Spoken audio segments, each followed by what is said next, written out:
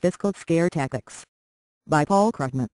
These days it's hard to pick up a newspaper or turn on a news program without encountering stern warnings about the federal budget deficit. The deficit threatens economic recovery, we're told. It puts American economic stability at risk. It will undermine our influence in the world. These claims generally aren't stated as opinions, as views held by some analysts but disputed by others. Instead, they're reported as if they were facts, plain and simple. Yet they aren't facts. Many economists take a much calmer view of budget deficits than anything you'll see on TV. Nor do investors seem unduly concerned. U.S. government bonds continue to find ready buyers, even at historically low interest rates. The long-run budget outlook is problematic, but short-term deficits aren't, and even the long-term outlook is much less frightening than the public is being led to believe. So why the sudden ubiquity of deficit scare stories? It isn't being driven by any actual news. It has been obvious for at least a year that the U.S. government would face an extended period of large deficits, and projections of those deficits haven't changed much since last summer. Yet the drumbeat of dire fiscal warnings has grown vastly louder. To me, and I'm not alone in this, the sudden outbreak of deficit hysteria brings back memories of the groupthink that took hold during the run-up to the Iraq War.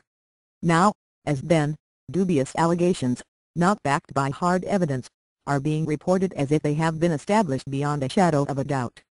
Now, as then, much of the political and media establishments have bought into the notion that we must take drastic action quickly, even though there hasn't been any new information to justify this sudden urgency.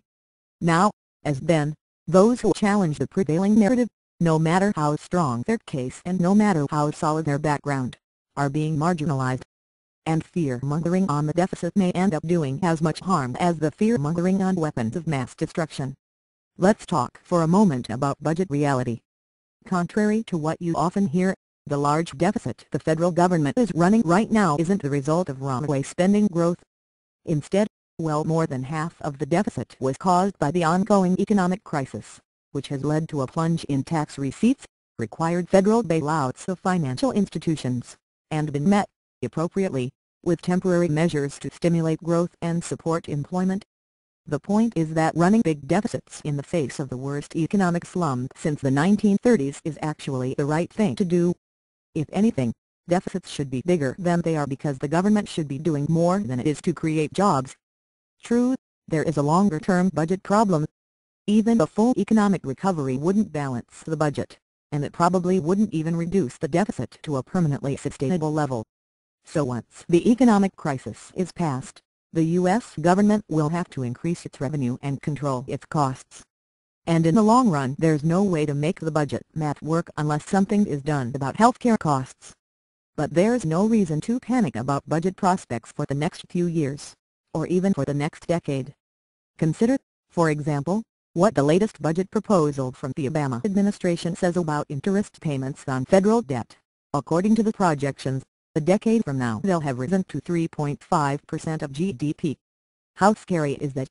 It's about the same as interest costs under the first President Bush. Why, then, all the hysteria? The answer is politics. The main difference between last summer, when we were mostly and appropriately taking deficits in stride, and the current sense of panic is that deficit fear-mongering has become a key part of Republican political strategy, doing double duty. It damages President Obama's image even as it cripples his policy agenda. And if the hypocrisy is breathtaking, politicians who voted for budget-busting tax cuts posing as apostles of fiscal rectitude, politicians demonizing attempts to rein in Medicare costs one day death panels, then denouncing excessive government spending the next, well, what else is new? The trouble, however, is that it's apparently hard for many people to tell the difference between cynical posturing and serious economic argument. And that is having tragic consequences. For the fact is that thanks to deficit hysteria, Washington now has its priorities all wrong. All the talk is about how to shave a few $billion off government spending, while there's hardly any willingness to tackle mass unemployment. Policy is headed in the wrong direction, and millions of Americans will pay the price.